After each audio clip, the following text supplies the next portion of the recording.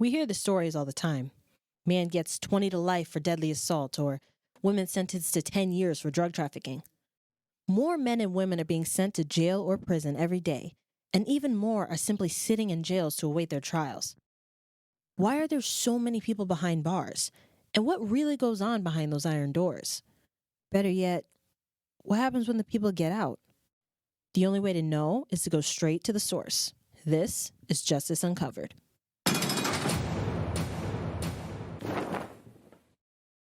Welcome back, everyone. Today marks part 2 of a conversation that's already been happening with a man who's been out of prison for 30 years, yet still has some difficulty maintaining his footing in society due to his record.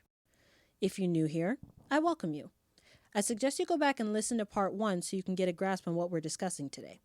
We'll be focusing more on how society views him as a result of his background and how that's affected his life and mindset. Let's get to it. So I guess my final question would be, and this would be kind of about your experience within, did it affect how people saw you or how you saw yourself in relation to other people? I didn't give a damn about other people when I come on. Because that's how they made me in the penitentiary. I didn't give a damn about nobody. All I worried about was myself. And, well, okay, like my loved ones, like my sister, my niece and nephew, the ones who were trying to help me, get back into society. But basically, I didn't give a damn about nobody else. Like it's more like they ain't gonna give me a job. They ain't gonna do this for me. Even though I applied for them, I applied for a lot of jobs and didn't get none of them. I had to go through a temporary service to, what I'm saying, and actually I tried to get me started as far as working in the work field. People know we done. Most guys come out after doing a long year stretch. They don't be caring about other people. That's why they end up going back and end up hurting people out here. Because like I said, when you see people get stabbed and killed and molested in all kinds of ways, it kind of hard, your heart as far as opening yourself to other people. Well, being around other people, that it's hard. But like I said, you can learn, you can come out, but you gotta be willing to change yourself. Penitentiary doesn't change you. It really doesn't. You gotta be willing to change yourself.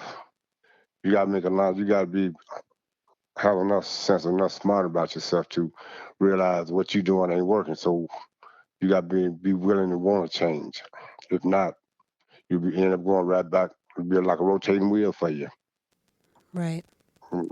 The cycle would just repeat itself over and over until you finally decided, okay, I don't want to come back here. I need to. Right. And a lot of guys, that they try to get, and they try more or less they give up too. You know what I'm saying? They try so hard, and then they can't get a job here or they can't get a job there, and instead then they don't want this particular job here or there. You know what I'm saying? And but they try real hard, but they just give up and go for what they know how to do. It ain't so much that they don't want to work. A lot of them do come out and wants to work and wants to but it's so hard to get a job. And you know what I'm saying? They got family, just being around people who got money, being able to do this, being able to do that there. And they seeing all these people able to do this, and he's sitting there, he got a quarter in his pocket. Or he can't even buy him a cigarettes. He was better off in the penitentiary because at least he had cigarettes and when they was able to smoke in the penitentiary anyway. When he had cigarettes, he had food, he had did this here, had a whole lot. He had more or less he had more than what he had in the penitentiary than he had out here on the streets. He started to resent and he started to look at things. So he ended up going to what he knew how to do, rob, steal, bring in the house or whatever the case may be, whatever his trade was before he went in there. So that's what he ended up going back to. It ain't that he don't want to work. It's just the time and there's people that he needs a job now, not next year. He needs a job this month or next month. He needs a job to really try to support his family. He got a daughter or a son. He want to try to take care of him. And no help there. And some guys feel like I don't say all guys because all guys don't take care of their kids. Right. So but the ones who do want to try to take care of the kids, go out and pick the kids up and take them to, and try to get to know the kids and try, even if him and the girl ain't together, but still try to, know his kids and be able to do for his kid.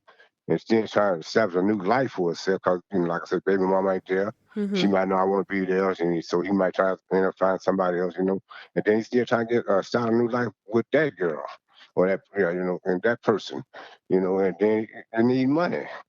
So, you know what I'm saying? So if he ain't got no job, so he gonna thing he gonna do is reflect like what he know how to do. He can't get a job. So that's why a lot of guys end up going back, is because the mere fact the system ain't set up for him, out here in society for him to get a job right away. He might get one eventually, but not right away, not when he needed, and he needed like yesterday, Right. you know. So yeah, it does affect you. So, coming out here in society, it does affect.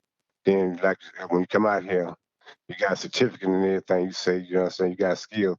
And then they look down on you thing, ask you, have you ever been to the penitentiary before? You say no. And they find out you did, they fired you. And if you say yeah, they don't hire you. And you know you skilled, you have skills for it. Then they ask you how much experience that you have, and you gotta tell them where you learned it at, how you learned it, and all this and so forth. So there's a lot of setbacks as far as like, filling an application for a job. Well, I haven't filled out one lately in quite a few years, so I don't know what the criteria is as far as like, they still asking, have you been to the penitentiary, or where you learned this, or how much high school, highest grade you completed in school, and all this. I don't know, but a lot of that do make is a hindrance to guys who in the penitentiary coming home from being released from the penitentiary. Is a hindrance for them. Right. And they actually do still, a lot of companies and employers do still ask that question: have you been arrested or incarcerated before? And they'll say, oh, what was your highest grade in school? Things like that. Those questions are still there. The thing that I have noticed is that a lot of times when they have those questions, they don't always ask why. They won't say, have you been arrested or have you not been arrested? Yes or no. At least the applications I've seen, they don't ask why, so they don't know the circumstances. They say, have you been incarcerated? And then they say, if yes, say if yes, for what? Exactly. Yeah. Okay, just want to give you a prime example. I haven't been penitentiary about 30 years or so. Okay. Mm-hmm. Now I'm going through a temporary service over here off Granger Road. They sent me to Cleveland Clinic, okay, Mm-hmm. to do a job which I know how to do. I haven't did a job in years, but I explained to the guy.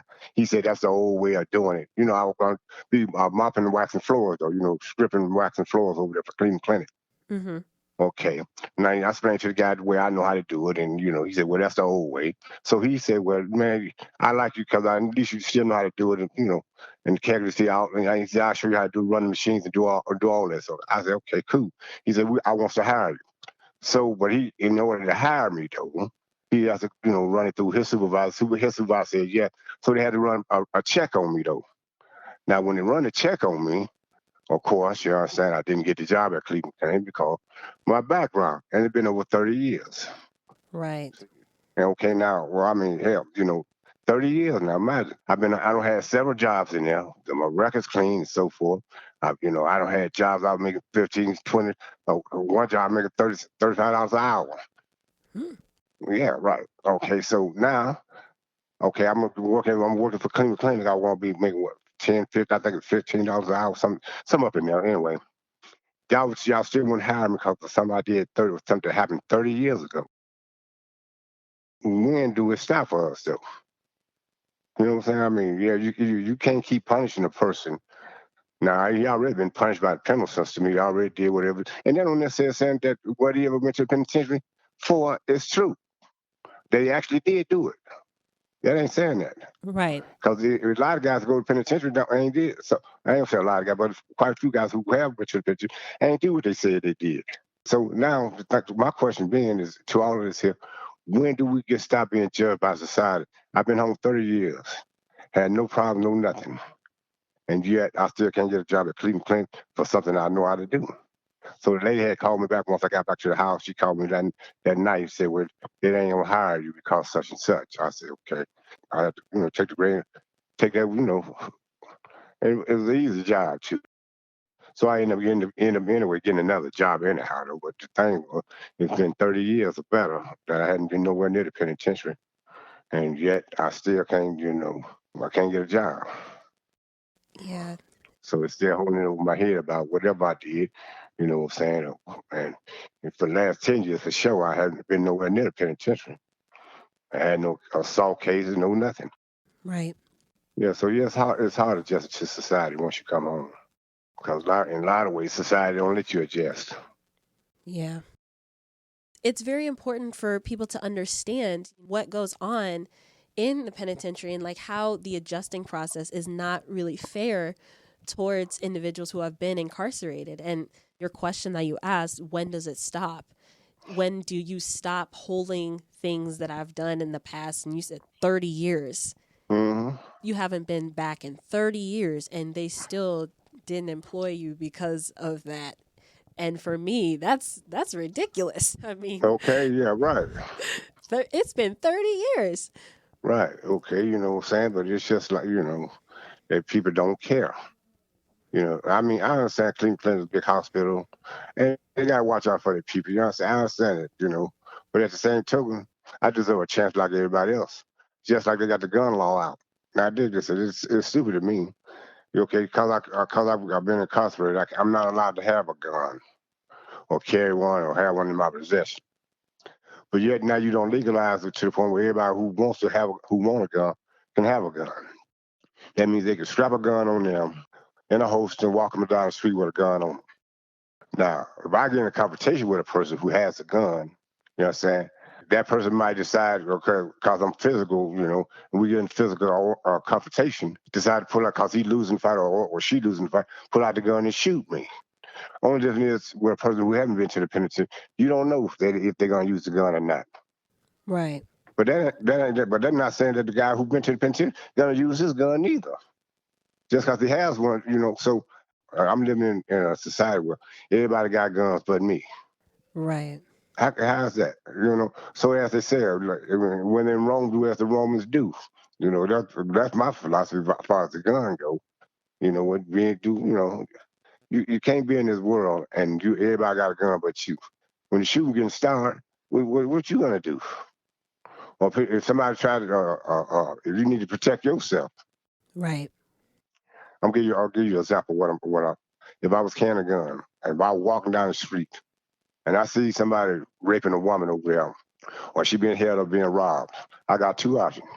I can keep on walking and hope I can get past these people and not say nothing. Whatever happens. Now, what they're gonna get me for if they ever find out I was around there or I seen it and knew what's going on, they're gonna make me a accessory to it because I should have told. Right. Okay. Now, say if I walk, I see this what's going on and I intervene or try to intervene, the guy goes around and use his gun, and I end up tendency to have to use my gun. I'm still going to the penitentiary. See, either way I go, I'm going to the penitentiary. Right. There's that double standard. Right. So what do I do? Do I intervene, try to help somebody, or do I keep on going down the street and whatever happens? Either way it go, yeah, it's a double standard for me. Because if I got a gun, you're gonna send me to penitentiary. Even if I stop the guy, when I kill him, they're gonna justify the killing. But they're gonna tell me they're gonna give me time for having a pistol on me in my possession. Right. See what I'm saying? Now I don't save this woman's life or this person's life, but now you want to put me in jail because I had this pistol on me, and I ain't supposed to have a pistol on me. So you're gonna put me in jail now.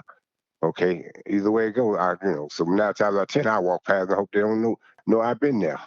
Right. So whatever happens. So it's hard decisions, when you talk about stuff like this here, about penitentiary, because, and then the justice system itself downtown, when you first start off, ain't right neither. Lawyers is just as crooked. They looking fame, where they can get fame if they railroad some guys and knowing damn well they ain't got nothing on this person. But they let this court system, they try to get him to cop out to it anyway, knowing damn well they ain't got nothing on him. But they got the conviction though. That's all they care about. Okay, now anything else you'd like to know? Or do you basically got an understanding how our society really is? I definitely do have a greater understanding of it. And I really appreciate you being willing to share your story. Mm-hmm. People need to know this. Okay, no problem, lady. If you need me again, just call me, okay? Absolutely. All right. You have a nice one now. Thank you. You too.